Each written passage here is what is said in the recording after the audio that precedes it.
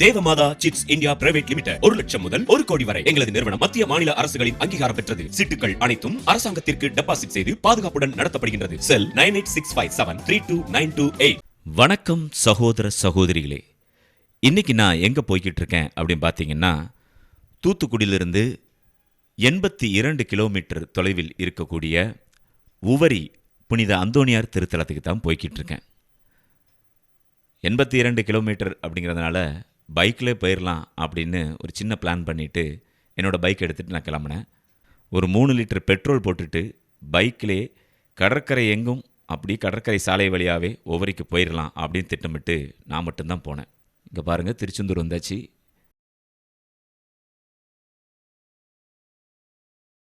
இதில் லெஃப்ட் எடுத்தோம் அப்படின்னா குலசேகரப்பட்டினம், உவரி, சாத்தாங்குளம் இந்த பகுதியாக தான் போகணும்.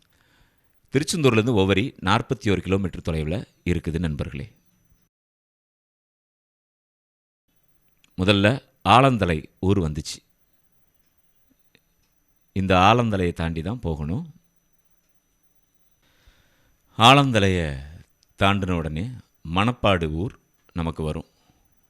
இங்கே பாருங்கள், இங்கேருந்து 29 கிலோமீட்டர் உவரின்னு போட்டிருக்குது.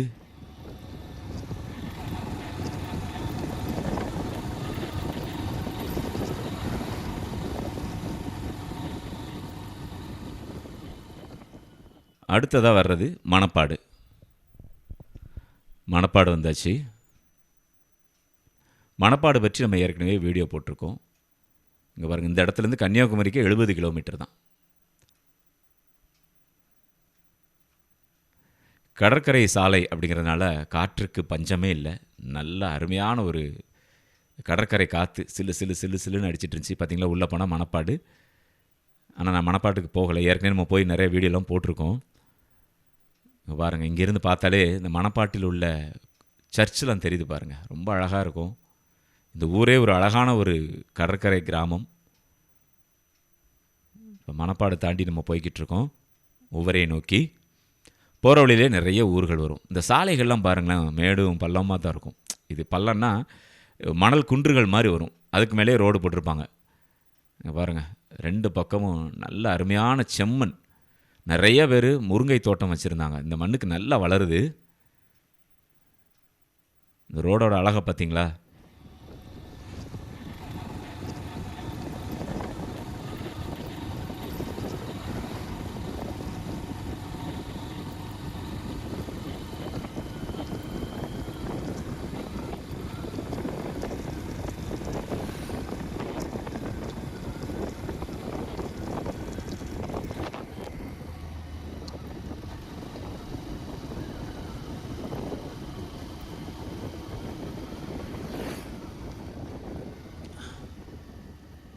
இங்கே பாருங்கள், இங்கே போகிற வழியில் இப்போ விண்வெளி துறையிலிருந்து நிறைய இடங்களை எடுத்து ராக்கெட் ஏவுதளம் அமைக்கிறதுக்கு வேலை நடந்துகிட்ருக்கு. இனிமேல் ஏன்னா இந்த இடத்துலேருந்து ராக்கெட் விட்டால் அதற்காகக்கூடிய எரிபொருள் செலவு குறைவு அப்படிங்கிறத கணிச்சிருக்கிறாங்க. ஸோ அதனால் இந்த பகுதியை முழுக்க எடுத்துட்டாங்க. பல ஊர்கள் விண்வெளி துறைக்கு போயிடுச்சு. இப்போ இங்கே பாருங்கள், கட்டட வேலைகள்லாம் நடந்துகிட்ருக்கா. கம்ப்ளீட்டாக பார்த்திங்கன்னா வேலி போட்டாங்க. 2-3 கிராமமே உள்ளே போயிடுச்சு. சரி வாங்க, இது பெரியதாழை வந்தாயிடுச்சு. இந்த பெரியதாழை தாண்டி தான் அடுத்து கூடுதாழை வரும். இங்கே பாருங்கள், பெரியதாழையிலேருந்து பக்கத்துலேயே தான் அதிசய மணல் மாதா திருத்தலம் 2 கிலோமீட்டர் தொலைவில் இருக்குது. நீங்கள் பெரியதாழையிலேருந்து ஒரு 500 மீட்டர் வந்துட்டாலே இந்த ரைட் சைடு திரும்பினீங்கன்னா தூய பரலோக மாதா திருத்தலமும் இருக்குது, அதிசய மணல் மாதா ஆலய திருத்தலமும் இருக்குது. நீங்கள் போயிடலாம். சரி வாங்க, இன்னும் போவோம். இதோ கூடுதாழை ஊரி தான். போகிற வழியில் நிறைய கடற்கரை கிராமங்களை நம்ம வரிசையாக சந்திச்சுட்டே போகலாம் நண்பர்களே.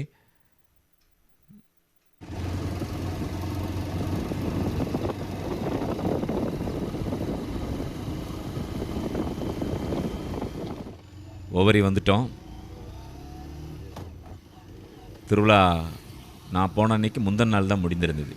நான் திங்கட்கிழமை போனேன், ஞாயிற்றுக்கிழமை திருவிழா நிறைவடைந்திருக்குது. ஞாயிற்றுக்கிழமை வந்திருந்தால் ரொம்ப கூட்டம் இருந்திருக்கும். இந்த உவரி அந்தோணியார் திருத்தலம் பார்க்குறதுக்கு முன்னாடி அங்கே ஒரு அருமையான கோவில் இருந்துச்சு. எல்லாருக்கும் அந்தோணியார் கோவில் உவரினாலே புனித அந்தோணியார் தான் ஞாபகம் வரும். இந்த ஊர் கோவில் ஒன்று இருக்குது, புனித பலவேந்திரர் ஆலயம். ரொம்ப அழகான ஒரு ஆலயம். பொதுவாக கடற்கரை கிராமங்களில் ஆலயங்கள்லாம் எப்படி கட்டப்படும் அப்படிங்கிறது உங்கள் எல்லாருக்குமே தெரிந்திருக்கும். இந்த ஊரில் இந்த ஆலயத்தை நான் பார்த்தேன். ரொம்ப அழகாக இருந்தது. பாருங்கள், எவ்வளோ அருமையாக கட்டியிருக்கிறாங்க பாருங்கள். இதெல்லாம் பல வருஷங்களுக்கு முன்னாடியே இந்த மாடல்லாம் வச்சு கட்டிட்டாங்க. அந்த டைமில் கட்டப்பட்ட இந்த ஆலயம் எவ்வளோ அற்புதமான ஒரு வடிவமைப்பில் இருக்குது பாருங்களேன். புனிதருடைய சுரூபங்கள்லாம் இருக்குது பார்த்தீங்களா?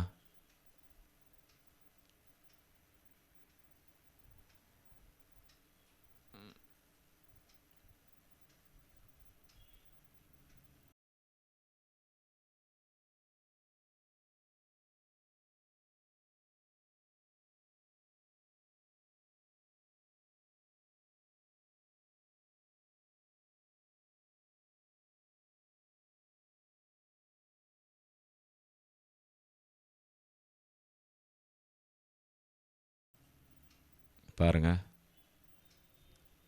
ரொம்ப அழகான ஒரு பீடம். அந்தோனியருடைய சுரூபமும் இருந்தது. ஒவ்வொருனா அந்தோனியர் இல்லாமையா? சகாய மாதாவுடைய புகைப்படம் இப்போ பாருங்கள், அழகாக இருக்குது. வால் நட்சத்திரம் வழிகாட்டுற மாதிரி வடிவமைச்சிருக்கிறாங்க. நல்ல பெரிய ஆலயம். இங்கே பாருங்கள், திருச்சிலுவைநாதர் ஆண்டவர்.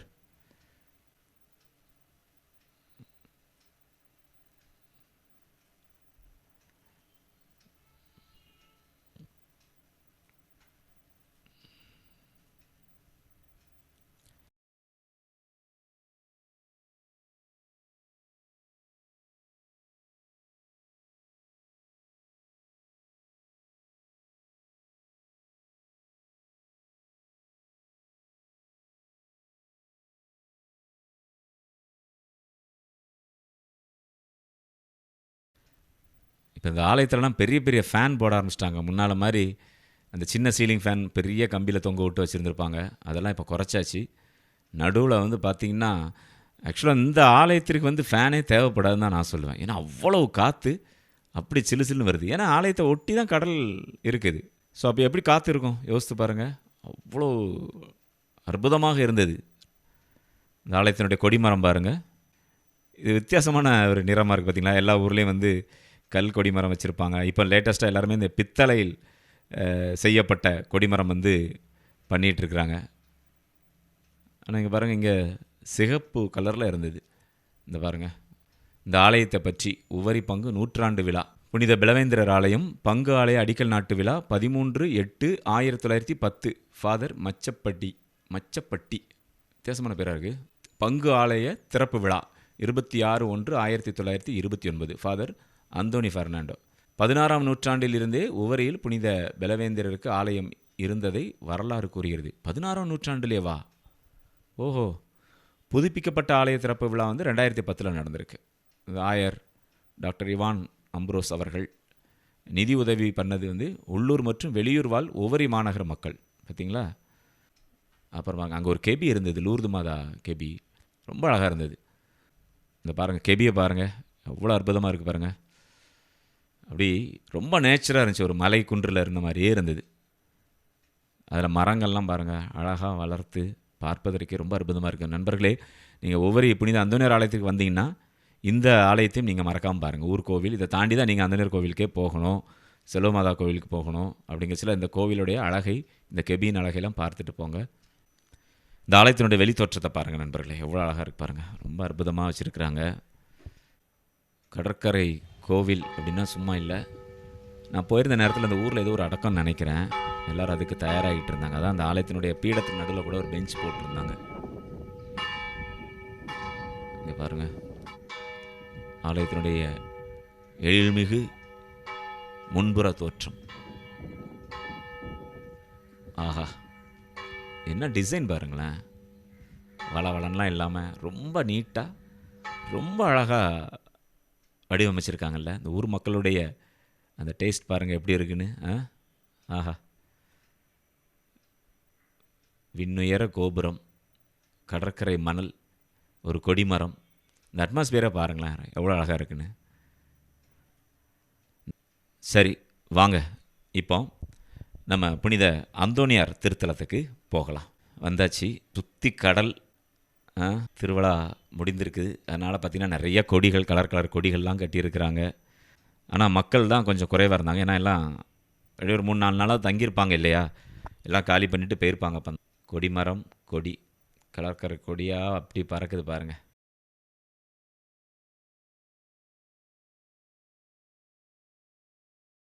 பக்கம் பாருங்கள், கடல் பாருங்கள். கடல் ரொம்ப பக்கத்தில் அந்த மாதிரி இருக்குல்ல, அதை பற்றி நான் உங்களுக்கு சொல்கிறேன். இங்கே பாருங்கள், இப்போ ஒரு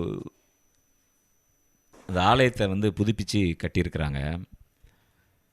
இது இப்போ தான் ரீசெண்டாக தான் பண்ணியிருப்பாங்கன்னு நினைக்கிறேன். ஏன்னா போன முறை நான் போயிருந்த போது இது வேலை நடந்துட்டு இருந்துச்சு. நிறையா திருப்பயணிகள் தான் அங்கங்கே தங்கியிருக்கிறத பார்க்க முடிஞ்சுது. வேறு இடம் இல்லைல்ல, என்ன பண்ண. வாங்க அந்தோனியாரை பார்க்கலாம் பக்கத்தில் போய். இங்கே பாருங்கள், 2 சப்பரம் வச்சுருந்தாங்க. இங்கே பாருங்கள் அந்தோனியாரை பாருங்கள், அவரின் கையில் ஆண்டவர் பாருங்கள். நல்ல அழகான ஒரு மர வேலைப்பாடோடு வடிவமைச்சிருந்தாங்க. இதை பார்க்குறதுக்கு அவ்வளோ அற்புதமாக இருந்துச்சு. மர வேலைப்பாடு பார்த்தீங்களா, அருமையான வேலைப்பாடு நண்பர்களே. ரொம்ப பிரமாதமாக பண்ணியிருக்கிறாங்க. காலத்திற்கும் பெயர் சொல்லும். இந்த பக்கத்துலலாம் பாருங்கள், புனிதர்களுடைய திருவுருவங்கள் வைக்கப்பட்டிருக்கின்றது.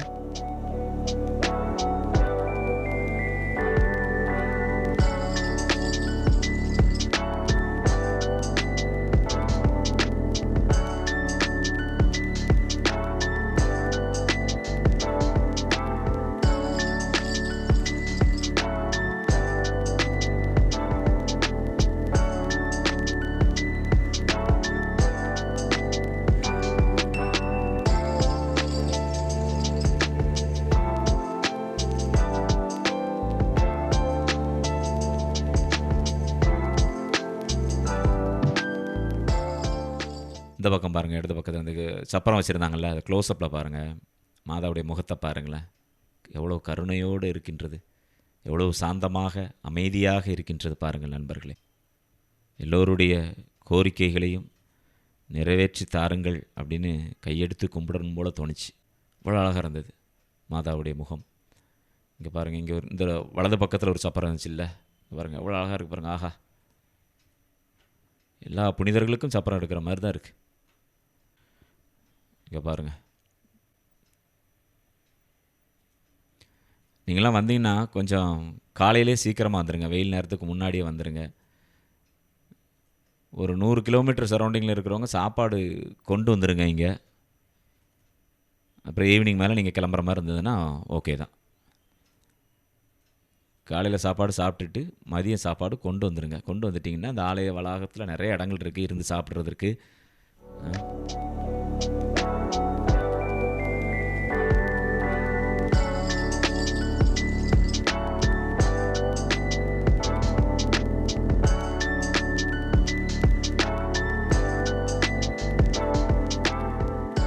இந்த ஆலயத்திற்குள்ள புனித அந்தோனியாரின் புதுமைகள் புகைப்படங்களாக இடம்பெற்றிருந்தது. ஒவ்வொரு வாசலில் மேலேயும் இந்த ஓவியங்கள் இடம்பெற்றது. பார்க்க ரொம்ப அழகாக இருக்குது பாருங்கள், தத்ரூபமாக இருக்குது பார்ப்பதற்கு.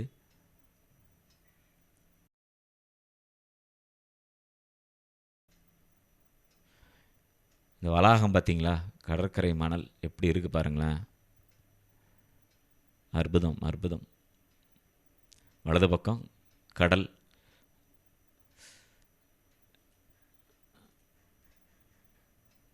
ஆலயத்தினுடைய கோபுர தோற்றம். இங்கே பாருங்கள், இதுதான் மெயின் சர்ச்சு. இதுக்குள்ளே போய் பார்க்கலாமா? இந்த சைட்லலாம் பாருங்கள், ரொம்ப அழகாக இருக்குது. வாங்க உள்ளே போய் பார்க்கலாம். உவரி புனித அந்தோனியாரின் ஆலயம் இது. வந்தால் அப்படியே அமைதியாக இருந்து பக்தியோடு நமக்கு என்னென்ன வேண்டுதல்கள்லாம் வேணுமோ அதையெல்லாம் நீங்கள் வேண்டுங்க, கண்டிப்பாக நிறைவேறும். எத்தனையோ பேருக்கு நிறைய வேண்டுதல்கள் இருக்குது இல்லையா? நம்ம நல்லா இருக்கோம், நம்மளை நல்லா வச்சுருக்கிறாரு அப்படின்னு நம்ம நினைக்கிறோம். ஆனால் எவ்வளோ பேர் துன்பத்திலும் துயரத்திலும் கடுமையான மன உளைச்சல்லையும் தீராத வியாதிகளாலும் அக்கம் பக்கத்தில் உள்ளவங்களால் உறவினர்களால் கைவிடப்பட்டு வஞ்சிக்கப்பட்டு துரோகம் இழைக்கப்பட்டு எவ்வளவோ பேர் இருக்கிறாங்க. அவங்க எல்லாத்துக்கும் ஆறுதல் தரக்கூடிய புனிதராக புனித அந்தோனியார் இருக்கின்றார் அப்படிங்கிற ஒரு நம்பிக்கையோடு இங்கே மக்கள் அலையலையாக வந்து செல்கின்றார்கள். நண்பர்களே, நிறைய பேருடைய வேண்டுதல்லாம் நிறைவேறிச்சு அப்படிங்கிறாங்க. இன்னும் நிறைய பிரார்த்தனைகள்லாம் இருக்குது மக்களுக்கு. அந்த பிரார்த்தனைகள் எல்லாத்தையும் சொல்லி முறையிடுவதற்காக இங்கே இந்த ஆலயத்திற்கு மக்கள் வந்து கொண்டிருக்கின்றார்கள்.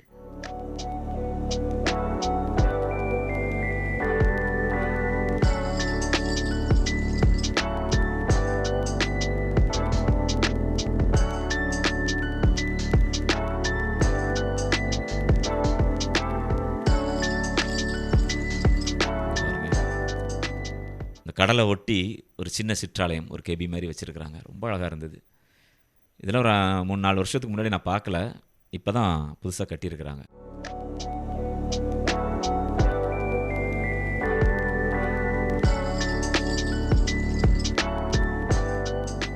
பாருங்கள், அந்தோனியாரை பாருங்கள். எல்லா இடங்களையும் அந்தோனியார் இடது கையில் குழந்தையை வைத்திருப்பார், குழந்தை இயேசுவை. புளியம்பட்டி அந்தோனியார் கோவிலை மட்டும் வலது கையில் இருக்கும். இங்கே பாருங்கள், ஆண்டவரை பாருங்கள், நடுவில் என்ன அழகாக வடிவமைச்சிருக்கிறாங்க.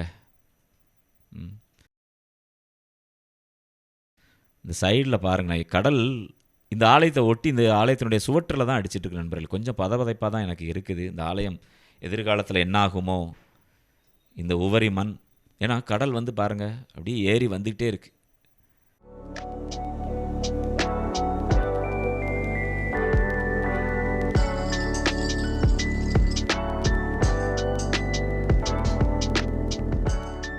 எப்படி ஏறி வருது அப்படிங்கிறத நான் சொல்கிறேன்னா, அந்த தூரத்தில் தெரியுது பாருங்கள், தூண்டில் வளைவு அமைச்சிருக்காங்களா, கல் போட்டு வச்சுருக்காங்களா முன்னால்.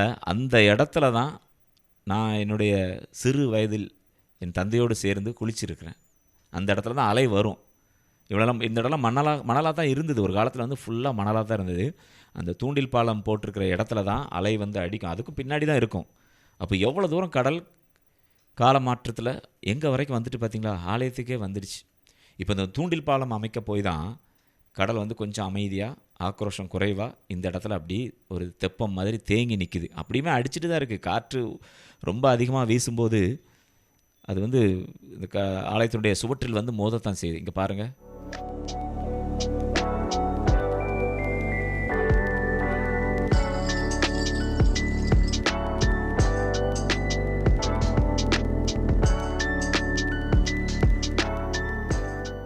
இங்கே பார்த்தீங்கன்னா, இங்கே பாருங்கள், இந்த இடத்துல ஒரு அழகான மிக்கேல் ஆண்டவருடைய ஒரு சின்ன குருசு வச்சுருந்தாங்க. இங்கே பாருங்கள், எவ்வளோ அழகாக பாருங்கள் குருசடி. வான்படைகளின் தளபதியான புனித மிக்கேல் அதிதூதரை எங்களுக்காக வேண்டிக் கொள்ளும். இது இந்த கடலில் தான், அதை ஒட்டி தான் வச்சுருக்கிறாங்க. இந்த இடத்துல வந்து உட்கார்ந்து பார்ப்பதற்கே அவ்வளோ ரம்யமாக இருந்துச்சு. அவ்வளோ ஒரு பக்தியோடு இருந்தது. இறை மக்கள் எல்லோரும் இங்கே வரணும் கண்டிப்பாக.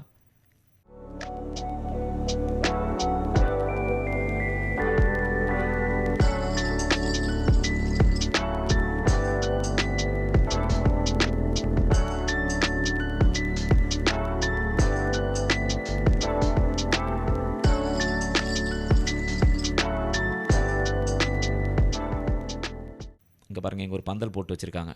கொஞ்சம் வெயில் நேரம் இல்லையா, கடலை பாருங்கள், கோவிலை ஒட்டி தான் இருக்குது பாருங்களேன். இவ்வளோ தான் டிஸ்டன்ஸுங்க. இது பாருங்கள், இதில் வந்து இது ஆக்சுவலாக அங்கே தூண்டில் பாலம் போட்டிருக்கனால இங்கே குளிக்க முடியுது நம்மளால். இல்லைனா டேரெக்டாக அலை அடிச்சதுன்னா தாங்காது, யாருமே நிற்க முடியாது, அவ்வளோ ஆக்ரோஷமாக இருக்கும்ல. பார்த்திங்களா, ஆலயத்தை ஒட்டி தான் இருக்குது பாருங்கள். இந்த படிக்கட்டு தான் கொஞ்சம் கேப்பு, மற்றபடி ஆலயத்தினுடைய சுவற்றில் தான் அந்த அலை அடிச்சுட்டு கிடக்குது. இதில் குளிக்கிறவங்க நல்லா கவனமாக குளிங்க. ரொம்ப தொலைவில் போய் தயவுசெய்து குளிச்சிடாதீங்க. ஒரு ஆண்டவரை பார்ப்பதற்காகவும் அந்தோனியாரை தரிசிப்பதற்காகவும் பக்தியோடு வர்றோம், குடும்பத்தோடு சந்தோஷமாக வர்றோம். அந்த சந்தோஷம் நீடிக்கணும் அப்படின்னா கொஞ்சம் ரிஸ்க்லாம் எடுக்காமல் தண்ணிக்குள்ளே இறங்காமல் இருக்கிறது ரொம்ப நல்லது. அப்படியே இறங்கணும் ஆசைப்பட்டாலும் அந்த படிக்கட்டை ஒட்டி உள்ள பகுதியில் குளிச்சுட்டு நல்ல பிள்ளையாக எந்திரிச்சு வந்துடுங்க. அதுதான் நல்லது எல்லாருக்குமே.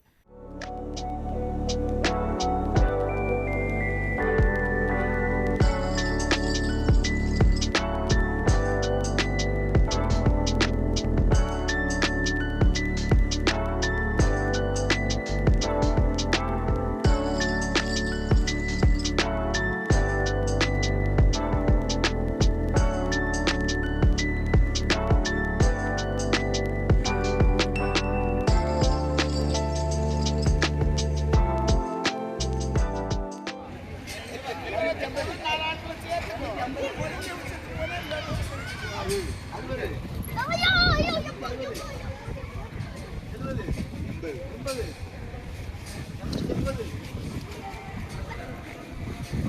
பாருங்கள். அதுக்கப்புறம் அந்த திருவிழா காலங்களில் மக்கள் கொடுத்த அந்த ஆடு கோழி தேங்காய் அரிசி பை இதெல்லாம் டொனேஷன்லாம் கொடுத்துருப்பாங்க இல்லையா, அந்த நன்கொடைகளை ஏலம் விடுறாங்க. கோவில் சார்பாக வந்து ஏலம் விட்டுட்டு இருந்தாங்க. நிறைய பேர் ஏலம் கேட்டுட்டு இருந்தாங்க. பாருங்கள், இது பாருங்கள், சேவல்லாம் இருக்குது பார்த்தீங்களா, தேங்காய் பாருங்கள், இங்கே பாருங்கள், நார் உரிக்காமே ஒரு தேங்காய் இருக்குது. அப்புறம் அந்த உளுந்தம்பருப்பு அரிசி பை இதெல்லாம் வச்சு ஏலம் விட்டுட்டு இருந்தாங்க நண்பர்களே. பார்க்க ரொம்ப நல்லா இருந்தது. ரொம்ப நாள் ஆச்சு இந்த மாதிரி காட்சிகள்லாம் பார்த்து. இதெல்லாம் எங்கே சிட்டிக்குள்ளே இருக்கும் சொல்லுங்கள். இந்த மாதிரி கிராமங்களுக்கு வரும்போது தான் நல்லா பார்த்து ரசிக்கலாம். நம்மளுடைய சிறு வயது ஞாபகங்கள்லாம் நமக்கு அப்படியே வருது பாருங்கள். அந்த காலத்துக்கே போன மாதிரி ஒரு சந்தோஷம் பூரிப்பு. ஏன்னா இப்போ வந்து நம்ம யார்ட்டையாவது நாங்கள் சின்ன வயசில் எப்படி இருந்தோம் தெரியுமா, எப்படிலாம் விளையாண்டோம் தெரியுமா, எப்படிலாம் சந்தோஷமாக இருந்தால் தெரியுமா அப்படின்னு இன்றைக்குள்ள தலைமுறைகிட்ட சொல்லி பாருங்கள். இன்ட்ரெஸ்ட்டாக கேட்க மாட்டாங்க. சரி சரி அப்படின்ட்டு போயிடுவாங்க. ஆனால் இந்த மாதிரி இடங்களுக்கு வரும்போது நமக்குள்ளே ஒரு என்ன சொல்ல இனம் புரியாத ஒரு பூரிப்பு வருது. நம்மளே சின்ன பையனாக மாறி இங்கே இருக்கிற மாதிரியான ஒரு சந்தோஷமே வருது நண்பர்களே. உங்களில் எத்தனை பேருக்கு அந்த அனுபவம் கிடச்சிருக்கும் யோசித்து பாருங்கள். இங்கே பாருங்கள், இங்கே ஒரு பெரிய சப்பரம் வச்சுருந்தாங்க. அந்தோனியார் தான் இருக்கார். இன்னும் இதெல்லாம் இன்னும் கலட்டி பத்திரப்படுத்தி வச்சு இந்த இடத்துல மூடிடுவாங்க. இந்த தேர்ன்னு நினைக்க சின்ன தேர் இதை மூடிடுவாங்க. ஆனால் இப்போ ஒரு நாள் தான் இருக்குது அப்படிங்கிறனால பக்தர்களுடைய தரிசனத்துக்காக வச்சுருக்காங்க. அந்தோனியாரை பாருங்கள், திருவிழா நேரத்தில் வந்து இவ்வளோ க்ளோஸ்அப்லாம் போய் எடுக்கவே முடியாது. எவ்வளோ அழகாக இருக்குது பாருங்க. சுரூபம், அதை சுற்றி இருக்கக்கூடிய அலங்காரங்கள்லாம் பாருங்கள், அழகாக பண்ணியிருக்கிறாங்க. பாராட்டுக்குரிய ஒரு விஷயம்.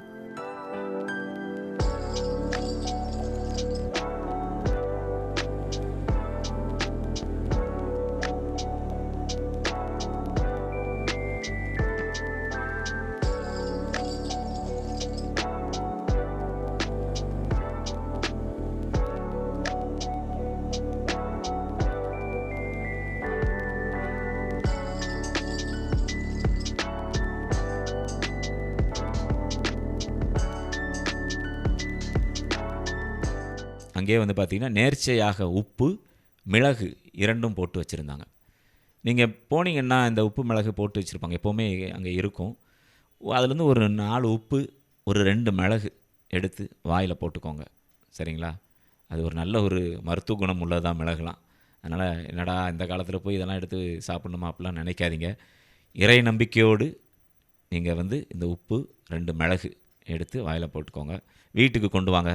உங்கள் கூட வர முடியாத வீட்டில் பெரியவங்களாம் இருப்பாங்க, பயணம் செய்ய முடியாதவங்க, அந்த மாதிரி யாராவது இருந்தாங்கன்னா அவங்களுக்கு வந்து கொடுங்க, சரிங்களா? ஏன்னா அவங்க வந்து அதை விரும்புவாங்க. அங்கேருந்து நேர்ச்சையாக கொண்டு வரப்பட்டது புனித பண்டங்கள்லாம் விரும்புவாங்க.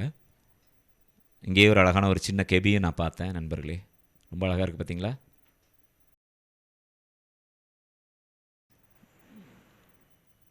இந்த ஆலயத்துக்கு வந்தது எனக்கு ரொம்ப சந்தோஷமாக இருந்தது, மன நிறைவாக இருந்தது, மகிழ்ச்சியாக இருந்தது நண்பர்களே.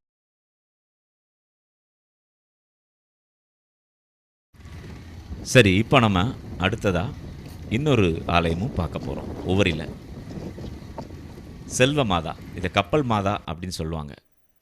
ஏன் சொல்கிறேன் அப்படின்னு உங்களுக்கே தெரிஞ்சிருக்கும். பாருங்கள், இந்த ஆலயம் கப்பலின் மேல் விமானம் இறங்கியது போன்று ஒரு காட்சி நம்ம பார்த்த உடனே தெரிஞ்சிருக்கு. கப்பல் மேலே விமானம். இது வந்து ஒரு ஆலயம், செல்வமாதா ஆலயம்.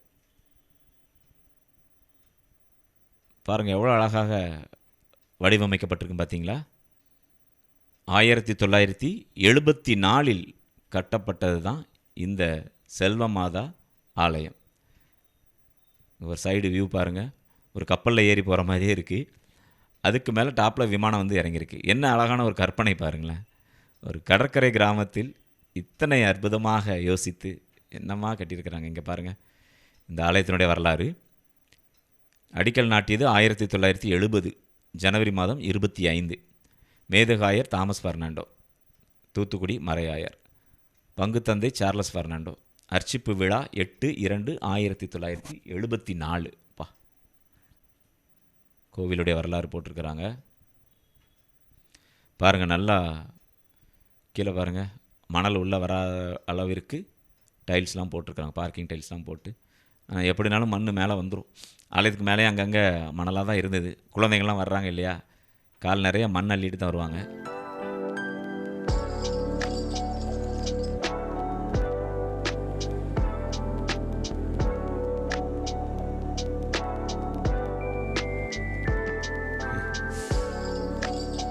எத்தனை அற்புதமாக பண்ணியிருக்காங்க பாருங்களேன். ஆஹா.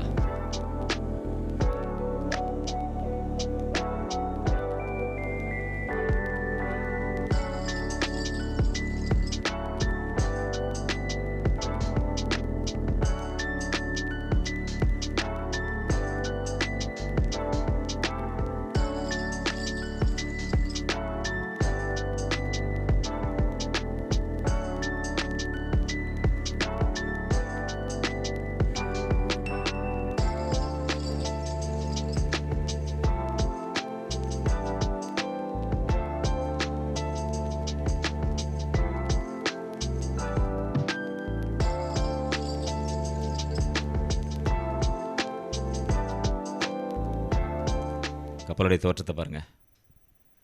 மேலே பாருங்கள், விமானம் அப்படி நிற்குது. எத்தனை அற்புதமாக பண்ணியிருக்காங்க பாருங்களேன். ஆஹா. இதில் பாருங்கள், இந்த ஒவ்வொரு தூண்லேயும் ஒவ்வொரு நாட்டு கொடியும் வரைஞ்சிருக்கிறாங்க. இந்த பாருங்கள், எல்லா நாட்டு கொடிகளும் நல்லா பிரபலமாக இருக்கக்கூடிய நாடுகள் கொடி எல்லாமே இந்த தூண்களில் வந்து வச்சுருக்கிறாங்க. உள்ளே பார்த்தீங்கன்னா விமானம் மேலே டாப் அங்கே பாருங்கள் எப்படி இருக்குது பாருங்கள். அந்த ஜன்னல், விமானத்தில் உடைய ஜன்னல்லாம் கலர் கலராக வச்சுருக்குறாங்க.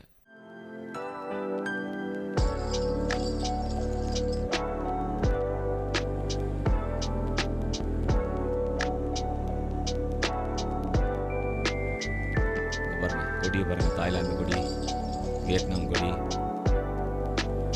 அப்பா,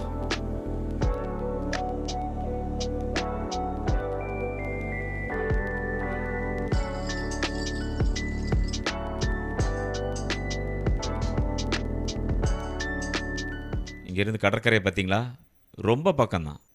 எல்லா ஆலயங்களும் கடற்கரையை ஒட்டி தான் இருக்குது. எல்லாம் இந்த ஆலயங்களை காப்பாற்றி வைத்திருக்கிறது தூண்டில் பாலம். அதுக்கு தான் ரொம்ப காலமாக போராடிட்டு இருந்தாங்க. முன்னாடி நான் வரும்போது இந்த மணல்லாம் வந்து கொட்டிகிட்டு இருந்தாங்க. இந்த மணல்லாம் முன்னாடி எடுத்துகிட்டு இருப்பாங்க கடற்கரையில்.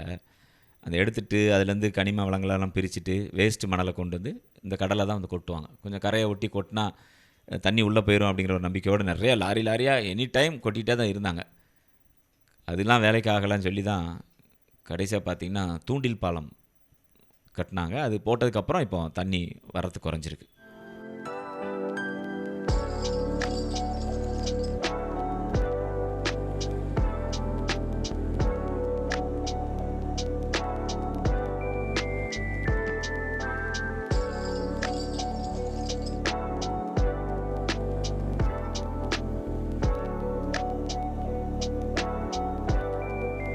இந்த கப்பல்லே பார்த்தீங்கன்னா சைட்லலாம் நிறைய பெஞ்ச் மாதிரி பண்ணியிருக்கிறாங்க, எல்லோரும் ஓய்வு எடுக்கிறதுக்கு. ஆனால் நீங்கள் பகல் டைமில் அந்த ஒரு 3 மணி வரைக்கும் அந்த பெஞ்சில் உட்காரணும்னு நினைக்காதீங்க. ஏன்னா வெயில் பயங்கரமாக இருக்கும் இல்லையா, அதுக்கு தான் சொல்கிறேன். ஆனால் அந்த டைல்ஸோட குளுமை கொஞ்சம் நல்லாயிருக்கும். ஆனால் நீங்கள் காலையில் ஒரு 10 மணிலேருந்து மதியம் ஒரு 3 மணி வரைக்கும் இந்த வளாகத்தில் இந்த பெஞ்சிலலாம் உட்கார முடியாது. சாயங்காலத்துக்கு மேலே வந்து உட்காந்து பாருங்கள், அப்படி இருக்கும். ஆஹா, என்ன ஒரு வியூ தெரியுமா. பின்னாடி கடல், அதுக்கு முன்னாடி ஒரு கப்பல் இருக்குது, கப்பலில் நம்ம உட்காந்துருப்போம், நமக்கு மேலே ஒரு விமானம் லேண்ட் ஆகிருக்குது. இப்படி நிறைய விஷயங்கள் இருக்குது இதில். நீங்கள் சாதாரணமாக இதை கடந்து போக வேண்டாம், நல்லா வந்து பாருங்கள். இதுக்கு பக்கத்தில் வெளியெல்லாம் பார்த்திங்கன்னா நல்லா எல்லா ஃபெசிலிட்டியும் பண்ணி கொடுத்துருக்காங்க. ரெஸ்ட் ரூம் இருக்குது, கடைகள் இருக்குது, டீ கடைகள் இருக்குது, எல்லாமே இருக்குது சுற்றி. அதனால் பசி எடுக்கும்னு நினைக்காதீங்க. அங்கெல்லாம் பார்த்திங்கன்னா நிறைய ஹோட்டல்ஸும் இருக்குது, உங்களுக்கு சாப்பிட்றதுக்கு எல்லாமே இருக்குது. சரிங்களா, அதனால் கவலைப்படாதீங்க. இங்கே பாருங்கள், சங்கிலிலாம் தொங்கோட்ட மாதிரி படங்கள் வரைஞ்சிருக்கிறாங்க. ரியலாக இருக்கிற மாதிரி இருக்குது, சங்கிலி தொங்கோட்ட மாதிரி இருக்குது. நல்ல ஆர்டிஸ்ட் தான். இங்கே பாருங்கள், புனித செல்வமாதா நற்கருணை சிற்றாலயம். இது புதுசாக கட்டியிருக்கிறாங்க. நான் முன்னாடி இதை பார்த்தது கிடையாதா, கவனிக்காமல் போயிட்டேனான்னு தெரில. உள்ள அழகான ஒரு நற்கருணை சிற்றாலயம் வைத்திருந்தார்கள் நண்பர்களே. கொஞ்சம் பயபக்தியோடு உள்ளே வந்து நற்கருணையை நீங்கள் ஆராதனை செய்து செல்லுங்கள்.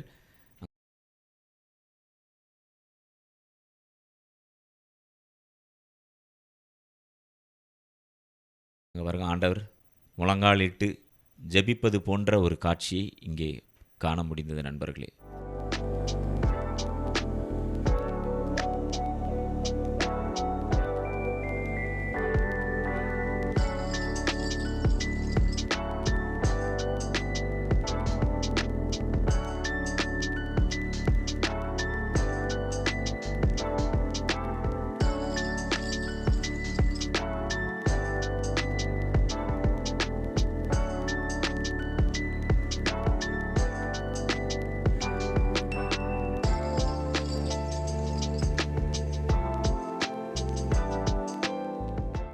ஒரு நாள் முழுக்க நீங்கள் புனித அந்தோனியார் ஆலயத்திலும், புனித செல்வமாதா ஆலயத்திலும், புனித பலவேந்திரர் ஆலயத்திலும் பார்த்துட்டு நீங்கள் வந்து நல்ல திருப்தியாக வீட்டுக்கு போகலாம்.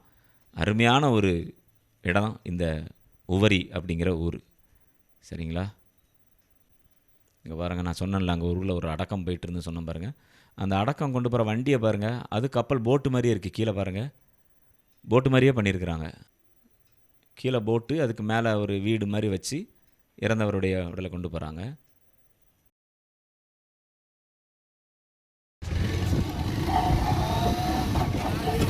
என்ன நண்பர்களே, இன்றைக்கி ரொம்ப அழகான வீடியோக்கள் பார்த்துருப்பீங்க நான் நினைக்கிறேன். எல்லாமே நல்லா இருந்தது இல்லையா? இன்றைக்கி நம்ம வீடியோவில் பார்த்த ஆலயங்கள் அனைத்துமே அற்புதமான காட்சிகளாக இருந்திருக்கும் அப்படின்னு நான் நம்புகிறேன். இந்த வீடியோவை பற்றி உங்களுடைய கருத்துக்களை பகிருங்கள் கமெண்ட்டில். மறக்காமல் சப்ஸ்கிரைப் பண்ணுங்கள். நிறைய பேர் சப்ஸ்கிரைப் பண்ணாமல் நம்ம சேனலில் பார்க்குறீங்க. நீங்கள் சப்ஸ்கிரைப் பண்ணிங்கன்னா நான் உங்களுக்கு கொடுக்கக்கூடிய வீடியோக்களை நீங்கள் உடனடியாக நோட்டிஃபிகேஷனாக வரும், நீங்கள் பார்க்கலாம். சரிங்களா? மீண்டும் மற்றொரு பதிவில் உங்களை சந்திக்கின்றேன்.